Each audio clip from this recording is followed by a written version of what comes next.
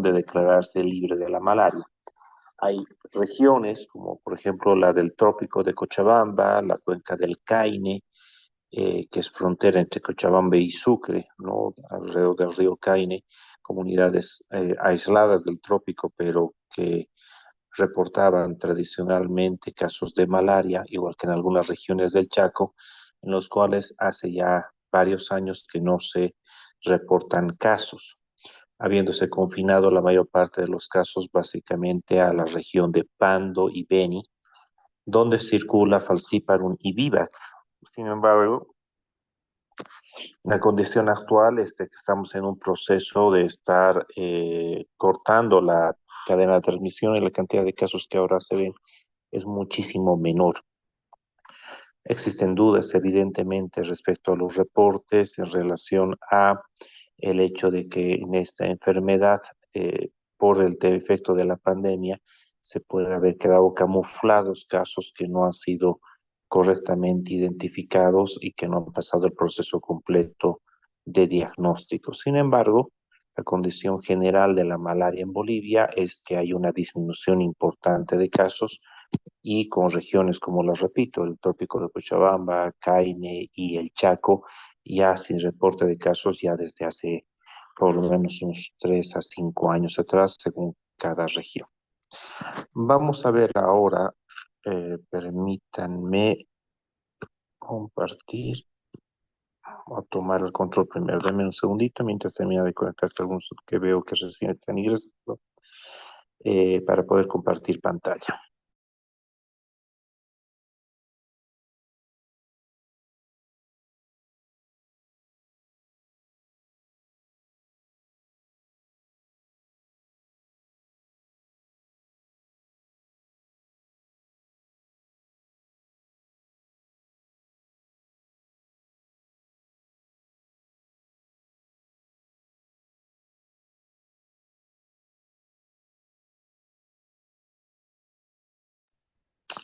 Ok, muy bien. Vamos entonces a compartir la presentación. Normalmente ustedes saben que yo no hago presentación, pero en este caso vamos a hacer una breve presentación en relación a los tips para el manejo de esta enfermedad.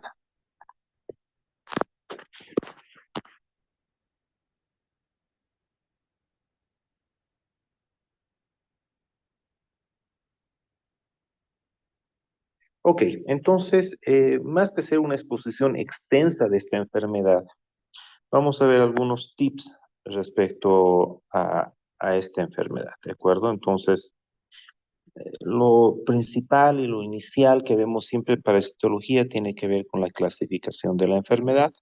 Entonces, el agente etiológico corresponde a la, perdón, no sé qué está pasando con esto, que automáticamente está cambiándose de casilla.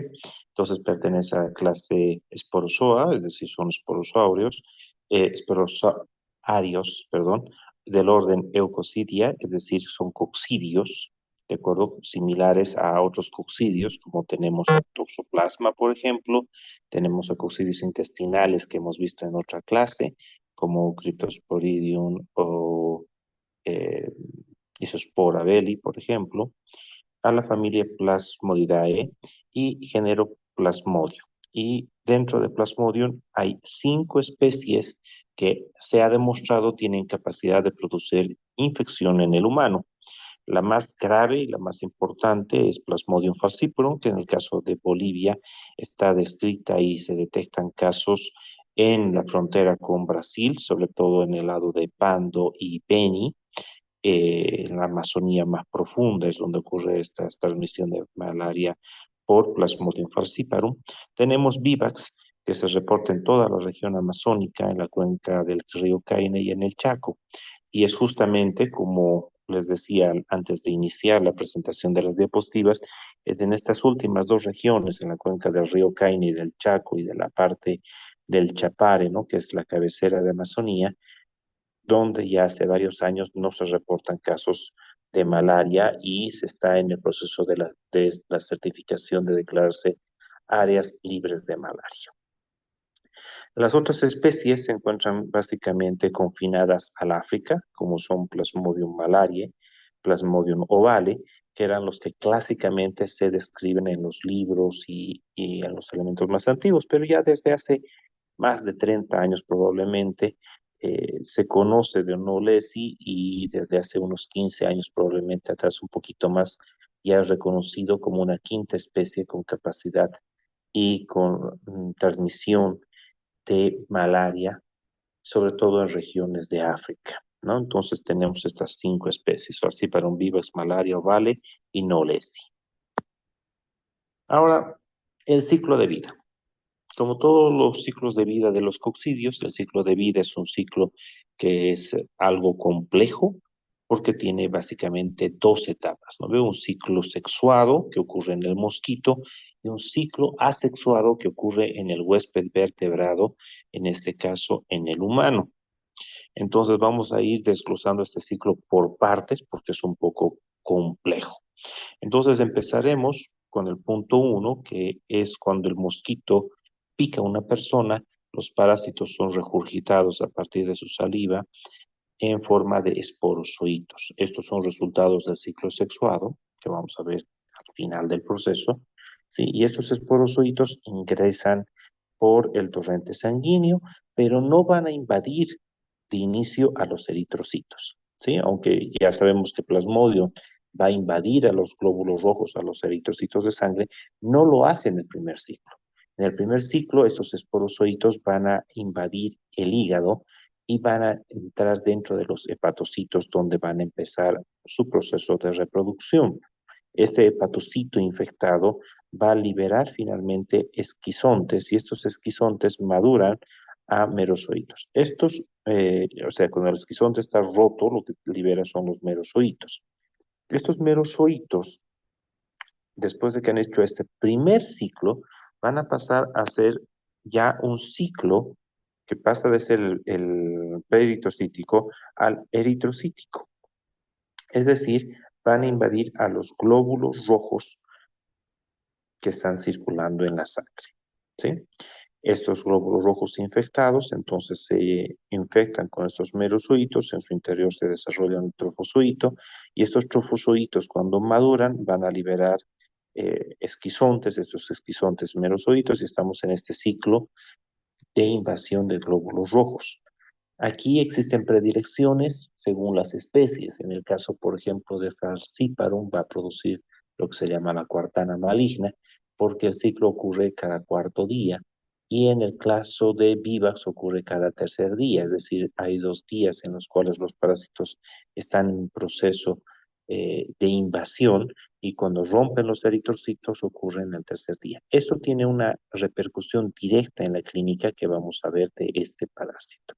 Entonces, en este ciclo ya eritrocítico, el anterior era preeritrocítico, tenemos este ciclo en los cuales se van formando esquizontes, esquizontes, esquizontes. Sin embargo, en algún momento de este proceso de reproducción, algunos de estos van a cambiar y en vez de producir esquizontes, van a producir gametocitos.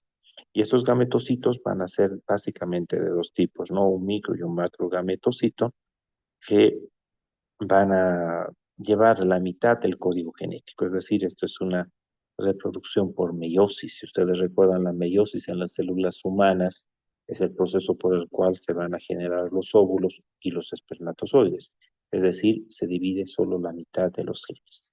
Esto permite y esto hace que pueda existir una recombinación de genes dentro de lo que son los plasmodium. Y esa reconfiguración de genes les va a producir capacidad de tener pequeñas mutaciones, intercambio genético entre diferentes, no especies, sino dentro de la misma especie, dentro de diferentes individuos, lo que va a generar una variabilidad genética que permite adaptaciones en huésped, en reservorios y también de resistencia a los medicamentos. En especial esto último es muy importante en Falciparum, que es capaz de producir resistencia con mucha facilidad. Estos gametocitos que se forman en la sangre es la forma en los cuales un mosquito sano, no infectado, va a absorber. Esta sangre que ingresa en el intestino del mosquito va a producir una capa de sangre, es decir, los mosquitos para que puedan generar la transmisión de malaria tienen que haber ingerido en su primera toma de sangre, sangre infectada con plasmodio. ¿Por qué? Porque la sangre genera una capa a nivel del intestino y esta capa impide de que se puedan infectar posteriormente con plasmodium. Así que esta capa que se genera a nivel intestino, para que sea exitosa en la transmisión de la malaria, debe ser en su primera ingesta. Así los anófeles, cuando pican, y solamente la hembra es la que es capaz de transmitir, porque es la que necesita sangre para desarrollar los huevos, el macho no pica, se alimenta de savia de las plantas, la hembra ingiere la sangre con estos gametocitos y en su intestino se va a producir el ciclo sexuado. Recuerden que en todos los coccidios el ciclo sexuado ocurre en una célula intestinal. En el caso de coccidios intestinales humanos como Isospora o el caso de Cryptosporidium, esto ocurre en el intestino humano. En el caso de Toxoplasmosis, en el intestino del gato. En caso de la malaria, en el intestino del mosquito. Por eso es que el mosquito hembra de Anófeles, que se lo reconoce por esta postura con el trasero elevado, o de ahí viene el tema de Anófelis, digamos, con su trasero orgullosamente levantado, son los que van a generar este ciclo sexuado en su intestino.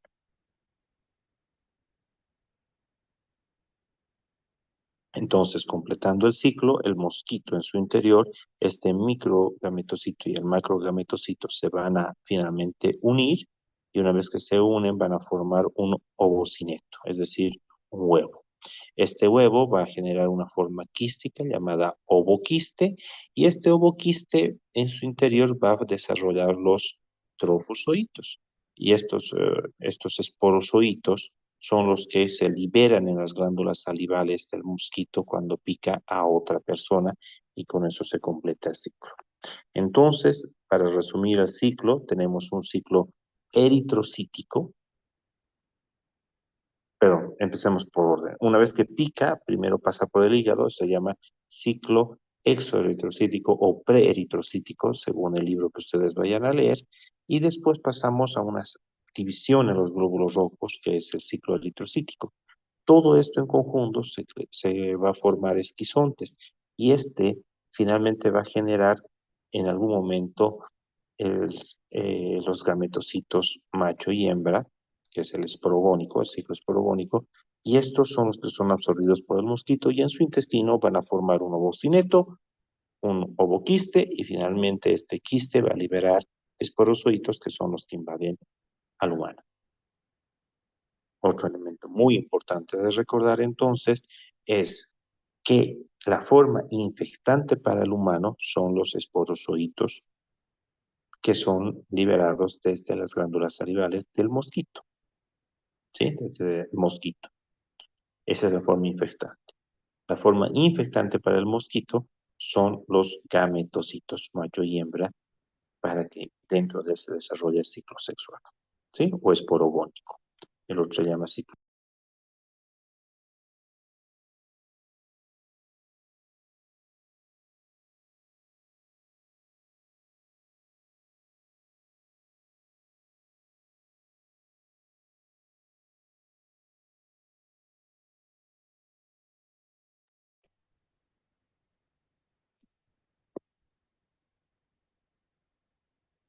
Perdón, me entró una llamada. ¿Me escuchan bien?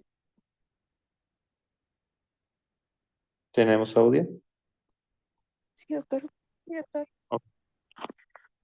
Bueno, entonces, lo más complicado evidentemente de malaria es su ciclo, por estos dos ciclos. Así que vamos a repasarlo desde otro punto de vista. Empezando por la unión del macro y el microgametocito, que va a formar ese ovocineto o cineto, que forma el oquiste, que va a liberar los esporozoitos, ¿sí? Esto es lo que debemos recordar. Y esto es lo que llamamos la reproducción sexuada o ciclo esporogónico. Después, en el ciclo esquizogónico, el que va a formar los esquizontes, tenemos en una primera etapa la preeritrocítica o exoeritrocítica, en la cual estos esperozoitos van a invadir al hígado, llamándose estos esquizontes tisulares que liberan merozoitos, Y después de este primer ciclo va a generarse esto. Aquí un elemento muy importante. En el caso de Plasmodium vivax, principalmente vivax, pero también se ha descrito en ovale, algunos de los parásitos no pasan al ciclo sanguíneo, sino se quedan en el hígado. Y esto en una forma más quiescente en un ciclo de reproducción baja. Esto va a generar lo que se conocen como hipnozoitos. Los hipnozoitos son estos, justamente estos merozoitos que quedan enquistados en el hígado y que no pasan a invadir glóbulos rojos. La importancia de esto radica en que los medicamentos que solemos dar, como la cloroquina, matan básicamente a las formas circulantes sanguíneas, pero no invaden o no ingresan el medicamento en cantidad suficiente dentro de los hepatocitos, lo que significa que yo puedo tratar, por ejemplo, un paciente con Vivax solo con cloroquina, aparentemente el paciente mejora, dejo el tratamiento, el paciente semanas después empieza a tener recaídas, casi siempre más leves, pero otra vez tiene malaria y no hay relación con que haya sido picado antes, sino lo que suele pasar en estos casos es que se han liberado nuevamente merozoitos desde el hígado a partir de estos hipnozoitos que quedaron quiescentes en el hígado. Por lo tanto, en el caso de Vivax en nuestro medio, que es lo que tenemos, siempre al tratamiento se añade un agente que es capaz de eliminar a estos merozoitos, estos esquizontes tisulares, y ese medicamento es la primaquina. Por eso el tratamiento en caso de Vivax es asociado a cloroquina más primaquina. La cloroquina para eliminar a los que están en sangre y la primaquina para eliminar los que están a nivel hepático. En todas las especies terminan pasando estos del primer ciclo hepático a la circulación sanguínea y eso es lo que conocemos como ciclo eritrocítico. Y el ciclo eritrocítico puede dar vueltas y vueltas y vueltas repitiéndose todo el tiempo, pero en algún momento algunos merozoitos, en vez de formar esquizontes, van a terminar liberando gametocitos. Entonces, dentro de las especies que nos interesa analizar, que son las que tenemos en nuestro medio, que son Vivax y Falciparum, necesitamos ver algunas diferencias en su morfología. Y en general, Vivax se va a presentar como trofosforitos que tienen forma como de un anillito de compromiso, sin un arito como si tuviese un núcleo como si fuera el diamante de un anillo de compromiso, ¿de acuerdo? Y este anillo suele ser bastante grande, que ocupa al menos una muy buena parte del eritrocito. Sí, casi siempre cerca de la mitad a 2/3 de un eritrocito está invadido por un trofozoito, lo que hace que solamente pueda haber uno. En cambio, en Falciparum, los anillos son mucho más pequeñitos, no suelen ocupar más allá de una quinta parte del eritrocito, incluso un poco menos, lo que permite de que dentro de un eritrocito pueda haber más de un anillo, es decir, más de un trofozoito. Así que si yo al microscopio veo un solo eritrocito invadido por un solo eh, trofozoito de Plasmodium, que es grande, pienso en Vivax. Cuando son varios anillitos chiquitos, pienso en Falciparum. Vivax tiene predilección por eritrocitos que son jóvenes, es decir, que recientemente se han formado. En cambio, en el caso de Falciparum, invade a todo tipo de eritrocitos, jóvenes, inmaduros, maduros o los ya envejecidos. Y esto ya empieza a darnos una idea del problema que puede generar. Vivax, si solamente invade a los eritrocitos jóvenes, permite que el resto de los eritrocitos sigan teniendo su función de llevar el oxígeno y hacer el intercambio a nivel tisular y pulmonar. En cambio, Falciparum lo que va a producir al invadir a todos los eritrocitos es un cuadro mucho más grave que va a llevar a un estado de hipoxia por imposibilidad de intercambiar el oxígeno, ¿de acuerdo? Y eso va a tener repercusiones importantes. En el caso de Vivax, vamos a ver las granulociones de Schaffner, que son las granulociones del pigmento malárico específico por Vivax. Y en el caso de Falciparum tenemos las granulociones de Maurer. Ambos son elementos que sirven para la diferenciación microscópica. No voy a entrar en detalles, esto es más para la gente de laboratorio, pero sí es importante recordar estas diferenciaciones de nombres. En el caso de los esquizontes, ¿de acuerdo? Eh, Cuando están visibles en sangre periférica, podemos contar hasta 16 merosolitos en general. Es decir, los esquizontes son visibles. En cambio, en el caso de falciparum, los esquizontes no son visibles en la sangre periférica. Es decir, no voy a encontrar esta forma de esquizonte, ¿de acuerdo? Y finalmente tenemos el tema de los gametocitos, que en el caso de Vivax son grandes y esféricos, y en el caso de Falciparum tiene la forma de una banana, lo que de hecho viene del Swahili para decir Falciparum, que significa en forma de plátano, ¿sí? Como una banana, son alargados y de forma de eritrocito, como si fueran una banana. Ahora, si ustedes ven en esta imagen, ¿qué es lo que puedo ver? Puedo ver muchos eritrocitos infectados. Pueden fijarse esta forma anular que se ve como ese anilito, ¿no ve? De compromiso. Chiquitos, y hay varios, por lo tanto esto es falcíparo. ¿Eso qué va a generar? Esto va a generar que los eritrocitos pierdan su capacidad elástica. Si ustedes recuerdan, cuando un eritrocito pasa por un capilar, este incluso tiene que doblarse para poder pasar por ahí.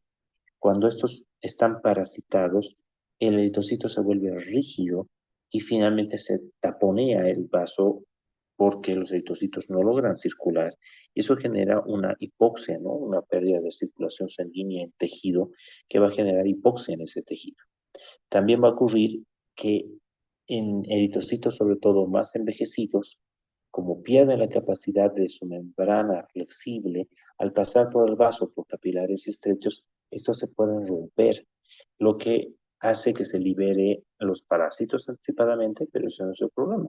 El problema principal es de que al perder la, los eritrocitos, su grupo de hemoglobina, son incapaces ya de en la sangre de ocurrir el intercambio gaseoso entre oxígeno y CO2, tejidos, pulmones, lo que va a llevar a qué? A una mayor hipoxia.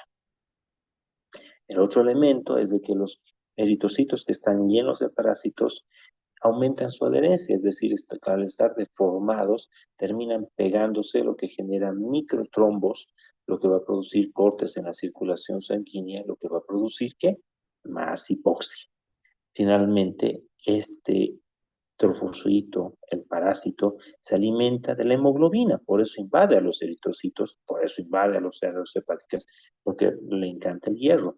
Así que al comerse la hemoglobina, altera la capacidad de los eritrocitos de transportar oxígeno. En síntesis, como el eritrocito está infectado y pierde hemoglobina o tapa los vasos sanguíneos o se rompe, todo se traduce en hipoxia. Obviamente, en un paciente como la muestra que tenemos, que tiene más de la mitad de los eritrocitos parasitados, esta hipoxia sumada con todos sus factores genera un grave estado que puede afectar a órganos muy sensibles como el cerebro, riñones que requieren oxígeno en gran cantidad y llevar al paciente a un coma. Esa es la neuromalaria y también puede llevar a daño renal, insuficiencia renal, daño hepático, que finalmente se traduce en falla multiorgánica y la muerte del paciente. Asimismo, esos pigmentos que habíamos mencionado, ¿no? Los pigmentos de Scherfner y de los de Maure, son también toxinas, son elementos de degradación del metabolismo del parásito y estos son los causantes o los responsables de, por ejemplo, la fiebre y la clínica. Cuando se rompe el eritrocito, estas toxinas se liberan y es lo que va a producir los cuadros de fiebre que se presenta en malaria, toda la clínica de la malaria. Toda esta fiebre producida por la infección aumenta el metabolismo y aumenta el requerimiento de oxígeno. Y en una persona que no puede incrementar su tasa de oxigenación por la parasitemia de los eritrocitos, esto se traduce en una mayor demanda de oxígeno en los tejidos, lo que aumenta aún más el estado de hipoxia. Así, la fisiopatología de los casos graves por malaria entenderán que está relacionada con qué. Esa pérdida de la elasticidad y la flexibilidad de la membrana produce destrucción de los glóbulos rojos, hemólisis. Por otra parte, la pérdida de la elasticidad y el aumento de la adherencia va a generar ¿qué? Trombos. Y el transporte alterado del oxígeno porque se come el parásito, la hemoglobina, y porque las toxinas aumentan el requerimiento metabólico y la respuesta inmune para luchar contra el parásito también genera un requerimiento de aumento metabólico, me genera alteraciones vasculares y metabólicas. Y todas estas se traducen en hipoxia. Con la hipoxia es grave, que ocurre principalmente en falciparos. ¿Por qué? Porque invade a todos los eritrocitos y genera un daño más importante. Se va a traducir en daño cerebral, la neuromalaria, daño renal, insuficiencia renal, daño hepático, que va a traducirse en alteraciones de las enzimas hepáticas, alteraciones en el sistema de coagulación intravascular diseminada, falla hepática, ictericia leve, alteraciones en el vaso que se ve agrandado. El vaso, recuerden ustedes, es un órgano cuya función es filtrar la sangre y eliminar a los eritrocitos dañados y envejecidos. Si estos eritrocitos están parasitados, dañados, con mayor adherencia, con fragilidad, el vaso empieza a destruir más eritrocitos de los que normalmente destruye y esto va a generar un aumento de su tamaño que puede generar otro tipo de alteraciones como secuestro de sangre que aumenta aún más la hipoxia y puede generar incluso rupturas, aunque eso es muy raro de ver. Todo este aumento del metabolismo también va a generar ¿qué? Una acidosis metabólica que empeora todos los daños a nivel cerebral y renal y hepático principalmente, y todo esto finalmente termina en un estado séptico que se va a traducir en un aumento de la coagulación intravascular diseminada en todo el organismo, falla multiorgánica y muerte. Respecto a cómo nos defendemos, ya sabemos cómo ataca, cómo nos defendemos. Bueno, hay dos elementos que son importantes, ¿no? Además del clásico proceso de respuesta inmune mediada por anticuerpos y también por células, la respuesta inmune humoral y también celular, que va a intentar liberar a parásitos sin mucho éxito, porque recuerden que las células principalmente afectadas son glóbulos rojos que están circulando en la sangre, lo que hace que sea difícil su manejo. Hay dos elementos en el sistema inmune que ayudan a mejorar o a controlar al parásito. Una tiene que ver con el antígeno DAFI. El antígeno DAFI, ¿de acuerdo? Es una proteína que se encuentra en los eritrocitos y que es el punto de anclaje para Plasmodium vivax y no lesi. Y las personas que no tienen este antígeno DAFI, es decir, no todos lo tienen, significa que tienen menor posibilidad de quedar infectados o de parasitemias mucho más leves y por lo tanto cuadros subclínicos o incluso no desarrollar la enfermedad. Esta ausencia de antígenos DAFI se la ha detectado principalmente en personas de raza negra, ¿sí? Y se cree que está relacionado con el proceso de selección natural en la cual, bueno, miles y miles de años de contacto entre el humano y el parásito ha ido eliminando poblaciones más susceptibles y ha ido dejando a las personas de África con un grado ya de selección natural de resistencia, al menos para lo que es Vivax y no Lesia, ¿de acuerdo? Y la otra es que en los territorios donde la malaria es casi como un resfrío, no me refiero a que sea leve, sino que quien no tiene malaria, en las regiones, sobre todo de la África subsahariana, que es la porción más pobre de todo el planeta, y donde la malaria se cobra cerca de 500.000 vidas por año. Estas poblaciones que tienen más de una vez malaria al año, finalmente desarrollan un grado de inmunidad, es como si estuviesen más o menos vacunados, y ese grado de inmunidad que ya tiene en su sangre circulando anticuerpos contra el parásito, hace que las infecciones sean más leves y tengan cuadros de malaria subclínica o atípicas. Esa inmunidad adquirida por contacto continuo con el parásito recibe el nombre de premonición.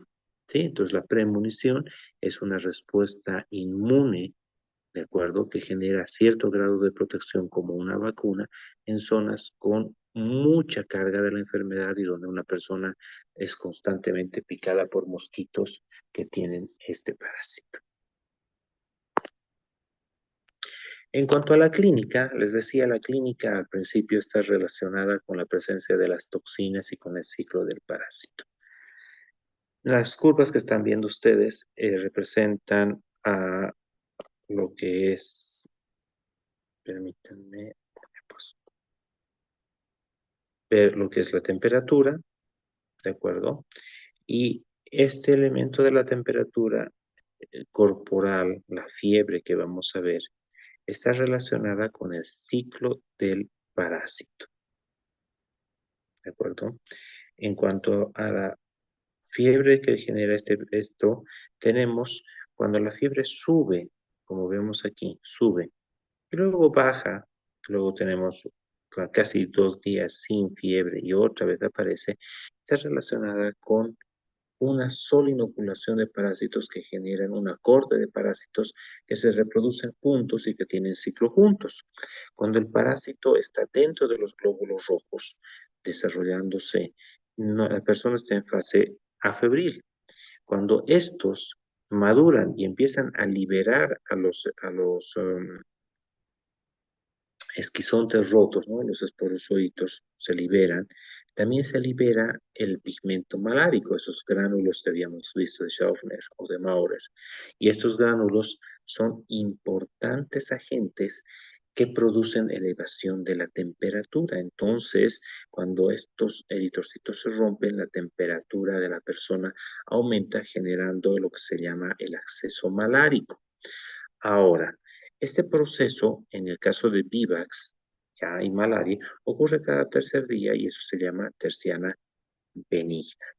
En el caso de falciparum, genera la terciana maligna, ¿de acuerdo? Y esta terciana maligna es porque el ciclo está producido por Plasmodium falciparum. En estos casos, solo el primer ciclo suele encontrarse esa caída de la temperatura, pero luego la temperatura tiene ciclos con disminución, pero se mantiene siempre en estados subfebriles el paciente, es decir, no vuelve a una normalidad completa. Y eso está relacionado con, habíamos dicho, la capacidad del falciparum de invadir a mayor cantidad de eritrocitos y generar un daño más intenso que produce un proceso inflamatorio, un proceso infeccioso mucho más grave, es mucho más virulento que puede llevar.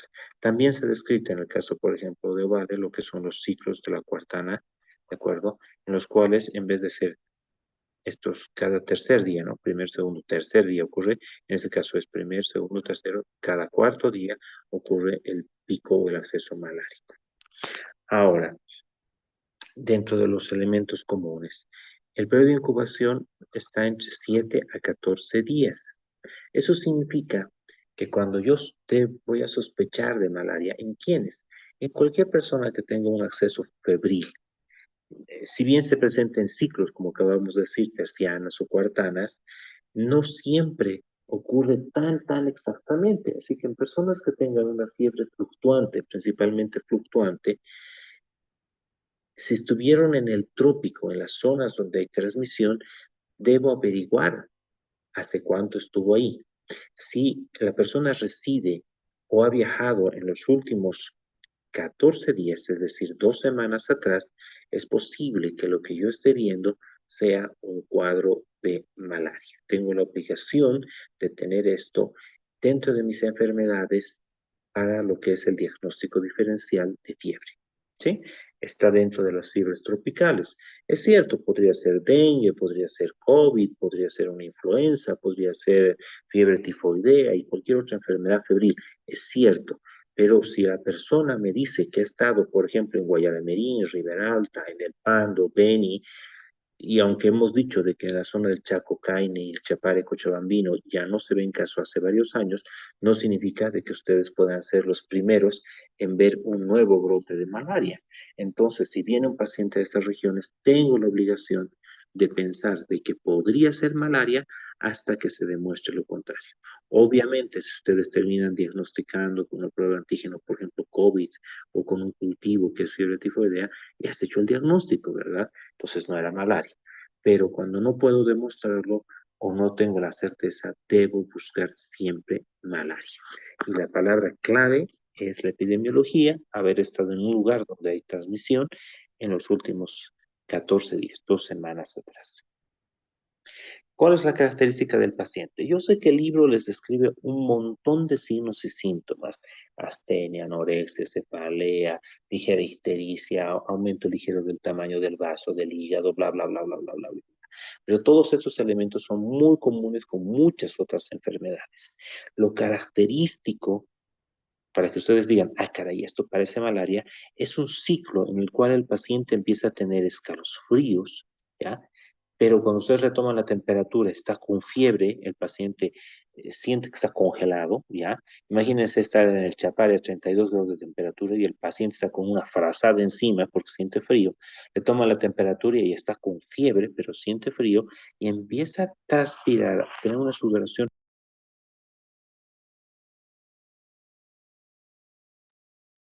Entonces, ya no es una sudoración cualquiera, es una sudoración muy importante y el paciente literalmente se enfría a tal punto de que su temperatura baja de golpe. ¿Y eso está relacionada con qué? Con este ciclo del parásito.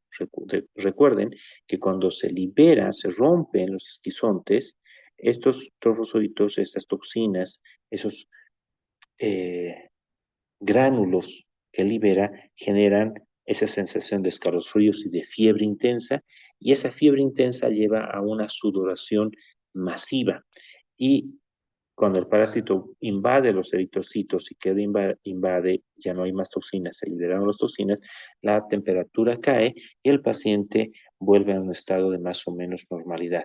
Y después de vuelve a tener este ciclo. Si este ciclo ocurrió hoy, mañana no, pasado mañana sí, pienso, esta es una terciana. Si ocurre hoy sí, mañana no, y luego otra vez sí, eso se llama cuartana, ¿de acuerdo? Entonces es un ciclo intermitente. Sin embargo, si la persona estuvo en una zona hiperendémica para malaria y le picó un mosquito hoy y le picó otro mosquito mañana, los ciclos no van a ser tan exactos, van a ser un poco más anárquicos, pero van a haber periodos de fiebre y periodos sin fiebre. Periodos con fiebre, periodos sin fiebre. Esa ondulación, de acuerdo que va a tener la fiebre, me hace sospechar mucho en malaria. Y si cuando hay fiebre el ciclo es ese, escalofríos, fiebre y sudoración intensa, lo que nuestros gente que vive en el trópico le llama chuchu, ¿ya? Le llama chuchu. ¿Sí? Está temblando de frío con frazada encima, pero está chorreando en sudor y está con fiebre, ¿sí? Piensen en malaria. Ya hemos hablado de la terciana benigna, maligna y también de la cuartana y otros signos y síntomas que vamos a encontrar. Obviamente por la destrucción de eritrocitos puede haber anemia. Por esa misma destrucción de eritrocitos puede haber una ligera hepatomegalia y un aumento del vaso.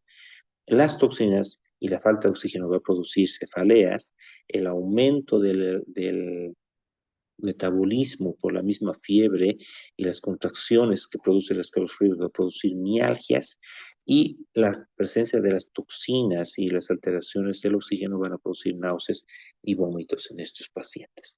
Esto es en lo que es una malaria, digamos, más o menos benigna. Si el paciente empieza a caer en un estado de estupor, ¿de acuerdo? Y entra en estado de coma, eso es la neuromalaria, ya sabemos que va a ir continuada de un cuadro de insuficiencia renal, hepática, falla multiorgánica y muerte. En algunos casos vamos a encontrar lo que se llama la malaria crónica. En nuestro medio, principalmente relacionado a quién? Vivax. ¿Por qué? Por la presencia de los hipnozoitos, que hace que el paciente mejora después del tratamiento, y ya habíamos dicho eso, y tiempo después recae. Aquí debo definir dos palabras que son importantes. Una es la recaída y otra es la recrudescencia. ¿Sí? La recaída es producida por hipnozoitos que no fueron eliminados y la recrudescencia se refiere a cuando los pacientes han hecho resistencia al tratamiento. Se ve mucho en falciparum o cuando el paciente no tomó el tratamiento completo o se tomó medicaciones inadecuadas para el perfil de resistencia en esa zona. Por ejemplo, en Bolivia solamente usamos cloroquina para Vivax, no lo usamos para falciparum porque ya hay resistencia a la cloroquina por falciparum, por lo tanto necesito otro tipo de medicación. ¿De acuerdo? Así que la aparición de estos parásitos en sangre con presencia de clínica después de que han disminuido por haber hecho tratamiento, se llama recrudescencia.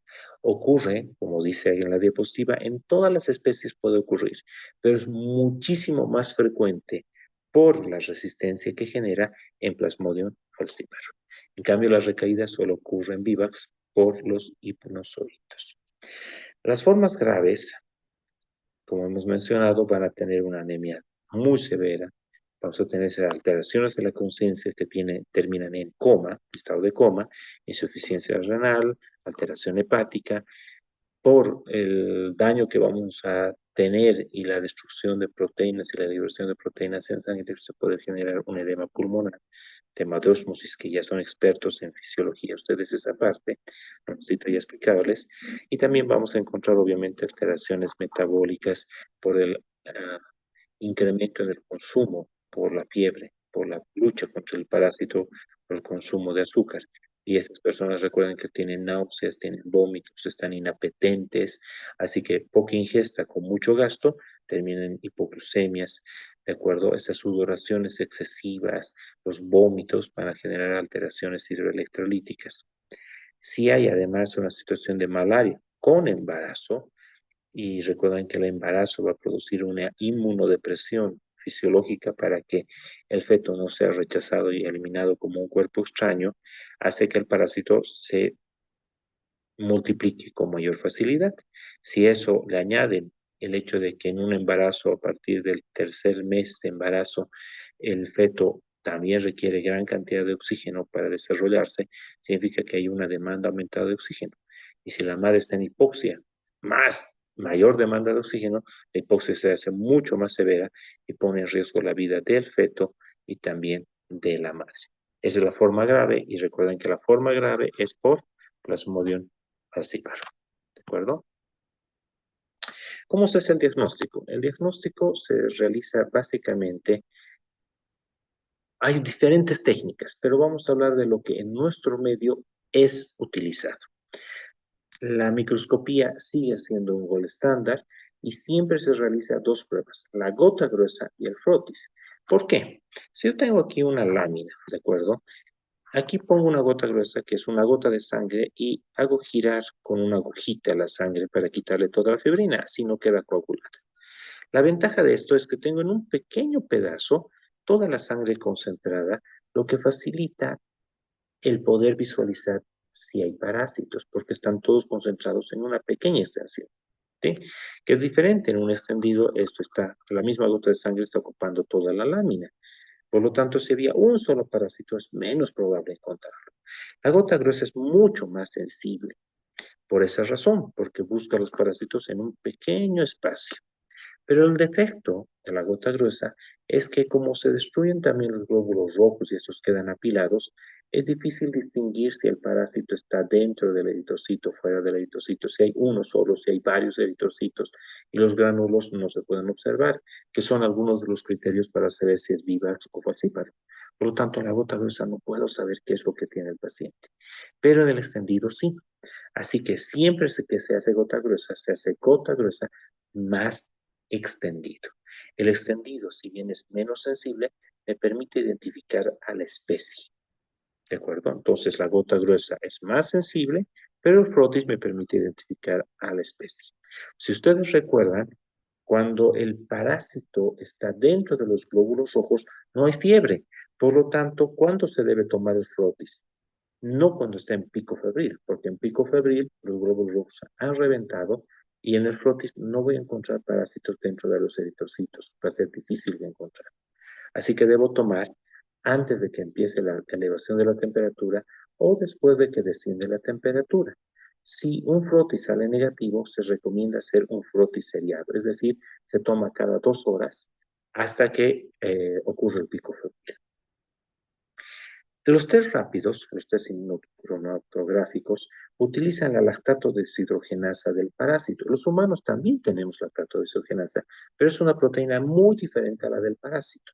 Así que en estos test rápidos se detecta a esta enzima y eso permite además diferenciar incluso especies.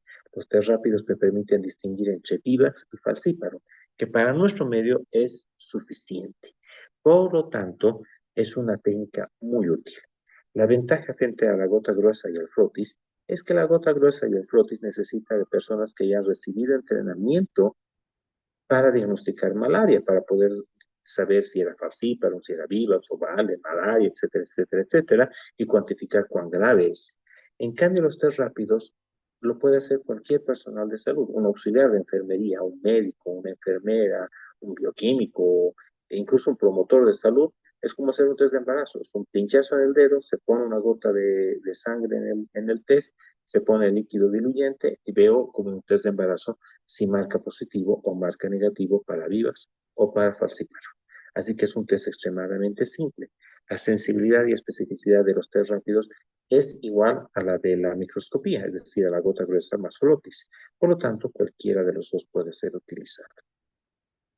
Esas son las técnicas habituales de ser utilizadas.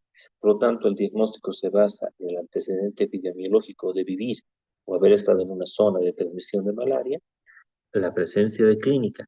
Recuerden la triada: escalofríos, fiebre, sudoración excesiva, ¿sí? Y si a eso le añaden una gota gruesa, un frotis o un test rápido, el diagnóstico está completo. Sin embargo, hay otros test. Se pueden hacer test por detección de anticuerpos, de antígenos en sangre, por técnicas como ELISA, inmunofluorescencia, el QVC, que es una técnica en campo oscuro. Es decir, hay muchísimas otras técnicas para el diagnóstico de malaria.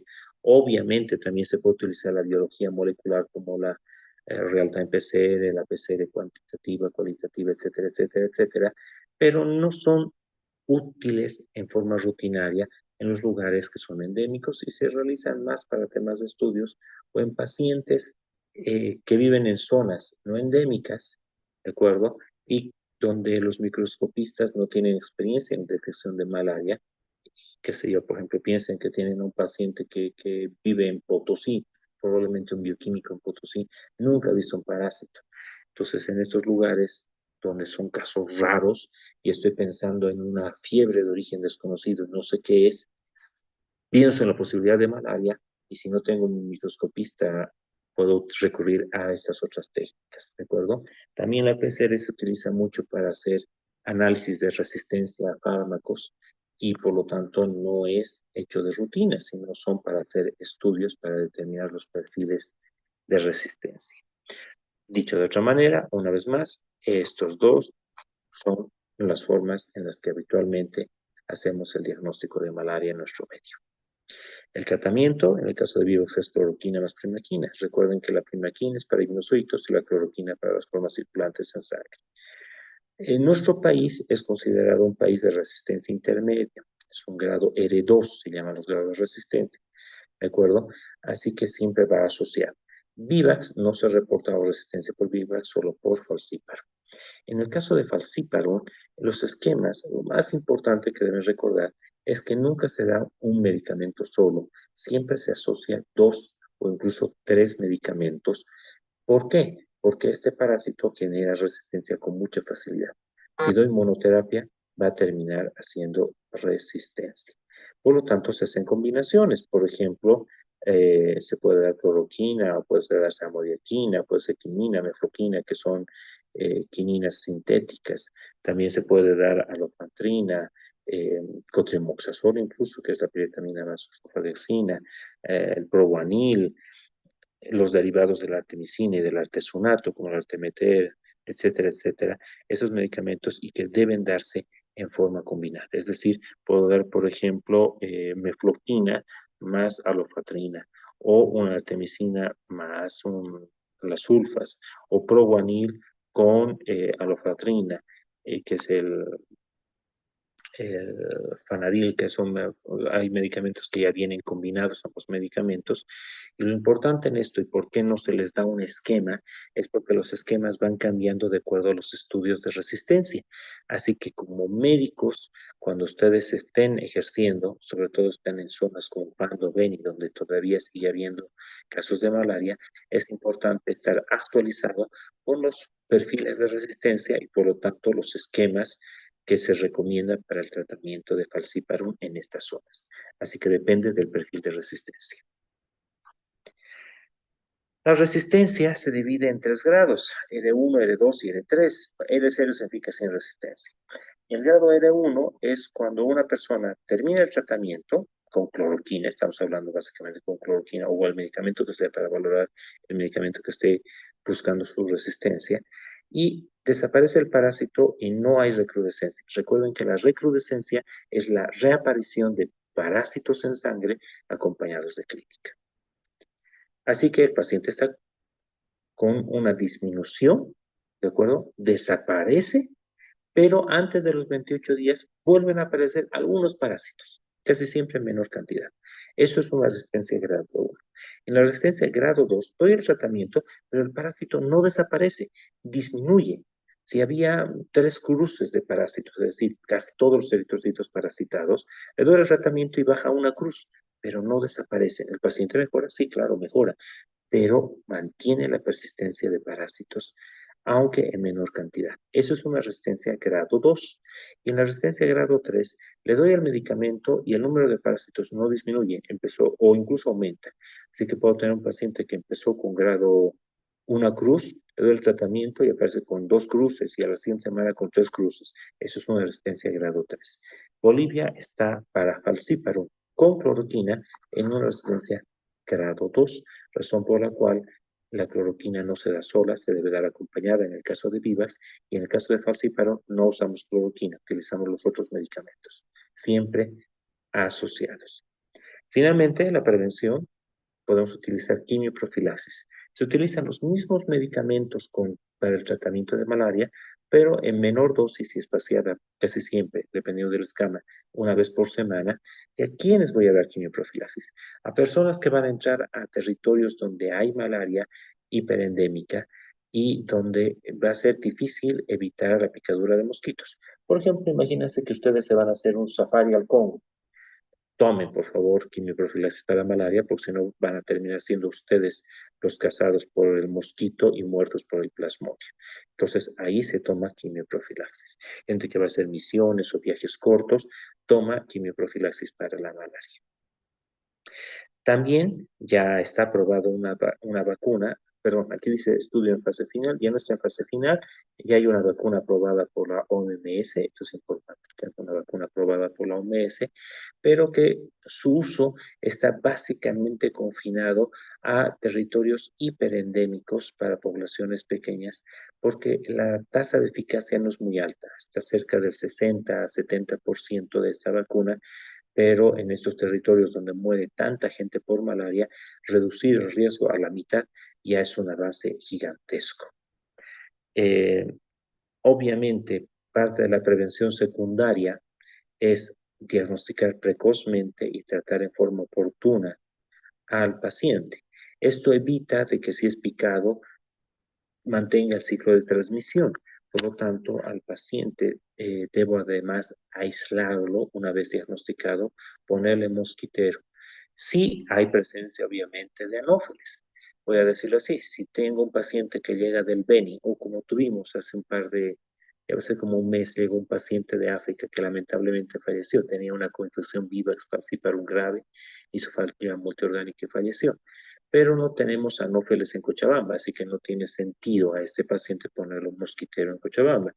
Pero si estuviésemos en Pando, en Beni, en estas regiones del Chaco donde hay anófeles, incluso en el Chapare, en las comunidades adentro, sí vale la pena poner un mosquitero porque evitamos la transmisión al mosquito. Y no es que me interese la vida del mosquito, pero si el mosquito no tiene el parásito, no importa que pique. ¿De acuerdo? El tratamiento, recuerden que deben seguirlo durante 28 días y se hace con controles semanales con gota gruesa y frotis, ¿de acuerdo? Para poder ver e identificar si hay presencia de parásitos. Finalmente, obviamente, el control final de la enfermedad está con la erradicación del mosquito. Se han hecho diferentes formatos y el que actualmente se utiliza con mayor eficacia y el actualmente más recomendado es el mosquitero con el uso impregnado en piretroides. Estos mosquitos son muy hábiles, se meten entre el hilado del mosquitero e igual pueden salir.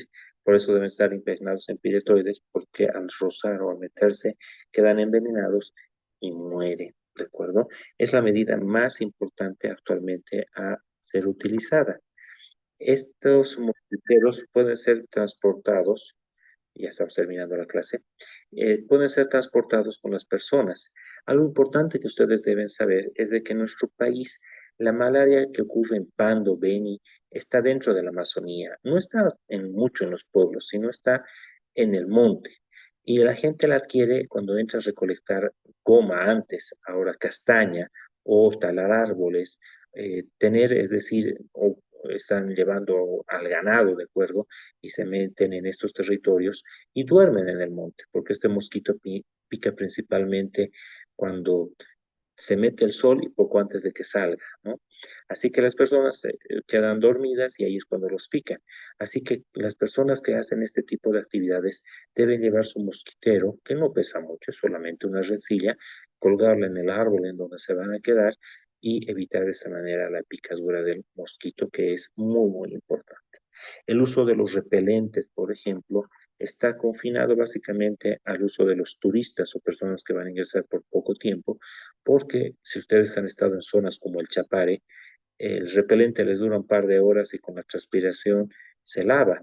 Así que si tú vives, trabajas y haces todo en el lugar, no puedes estar durante todo el año poniéndote repelente cada 2 o 3 horas. Es costoso, es caro, incómodo, difícil de usar, se te mete a los ojos, te hace arder. Es decir, no es, no es práctico pensar en repelente en la población, pero sí para los turistas. ¿De acuerdo? La fumigación se utiliza cuando hay ciclos demostrados de transmisión a nivel periurbana o urbana.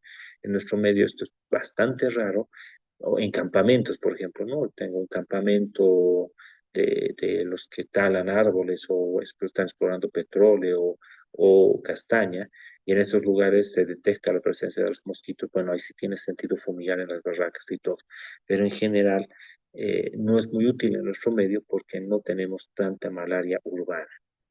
El control biológico a partir del uso de pececitos, ¿no? Los pupis, como les llaman, de otros peces, no es práctica a gran escala porque este mosquito, como está en la Amazonía, tendría que estar poniendo en cada charco peces. Entonces, se utiliza principalmente en lugares donde hay colecciones urbanas de agua.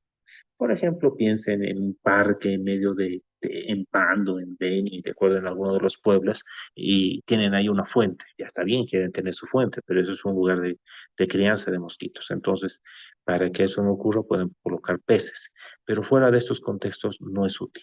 Por lo tanto, la principal medida de prevención es el uso de mosquitero más piretroides en los lugares donde es endémica y para la población que vive ahí. La fumigación en ciudades que están afectadas por esto, o pueblos, campamentos, y el uso de repelentes para turistas, al igual que la quimioprofilaxis. Y bueno, con eso hemos terminado el tema de malaria, y como hemos terminado todo el tema de malaria, el día miércoles no tenemos necesidad de tener eh, clase, ¿de acuerdo? Así que el siguiente miércoles quedan liberados ustedes y mi persona de tener clase. ¿Sí? No tenemos entonces clase. ¿Preguntas?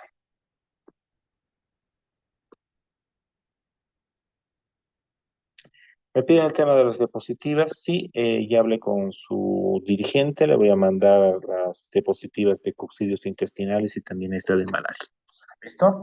Para el examen, ya saben, ya tenemos fecha y hora fijada para la siguiente semana. Por favor, prepárense a estudiar mucho y les deseo muchísima suerte. Si no hay preguntas, terminamos aquí la clase.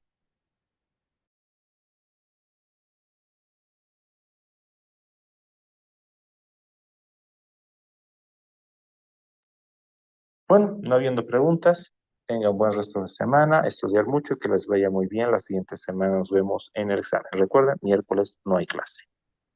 Hasta luego.